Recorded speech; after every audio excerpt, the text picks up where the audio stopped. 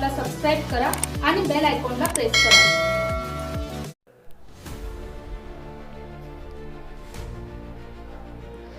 दत्त मंदिराजवळ आज सकाळी गोमांस दृश्य मांस आढळून आल्यानंतर परिसरात मोठी खळबळ उडाली।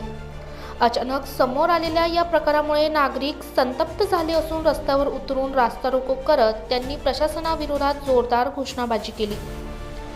घटनास्थळी नागरिकांनी स्पष्टपणे आरोप केला की गो तस्करी करणाऱ्यांवर प्रशासनाने लक्ष ठेवत नाही। गुन्हेगार मोकाट फिरत आहेत, तात्काळ अटक करा, नाहीतर आंदोलन तीव्र करू। नागरिकांच्या मते परिसरात वाढत्या संशयास्पद हालचालींबाबत वारंवार तक्रारी करूनही प्रशासनाने वेळेवर लक्ष दिले नाही, त्यामुळे अशा घटना घडत असल्याचा आरोप त्यांनी केला। दरम्यान घटनेची माहिती मिळताच पोलिसांनी घटनास्थळी धाव घेतली। तपास पथकाने मांसाचे नमुने तपासासाठी पाठवले असून गुन्हेगारांचा शोध सुरू असल्याचे सांगितले।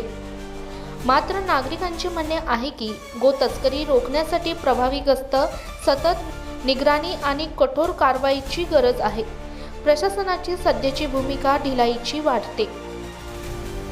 परिसरात तणावाचे वातावरण निर्माण झाल्याने अतिरिक्त पोलीस बंदोबस्त तैनात करण्यात आला आहे। परिस्थिती नियंत्रणात आणण्याचे प्रयत्न सुरू असून पुढील तपास वेगाने सुरू आहे।